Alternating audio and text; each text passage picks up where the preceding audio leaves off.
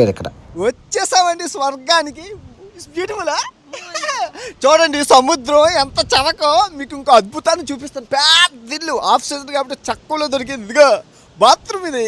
అమ్మా, సముద్రాన్ని చూసుకుంటూ స్వర్గాన్ని ఎంజాయ్ చెయ్యాలన్నమాట. అదిగా నా ఇష్టం, సముద్రం చూసుకుంటూ వెళ్ళాలి. బాగా. సో ఇప్పుడు ఇల్లుని ఈ అమ్మాయి చూపిస్తుంది, రండి. This is beach. This is balcony. This is bathroom. Okay. This is living room. This is living room. This is kitchen room. Kitchen room. Yeah. This is bathroom. This is bathroom. చాలా బాగుందా? So ఇప్పుడు మీరు room అది చూసారు, బాగుంది కదా.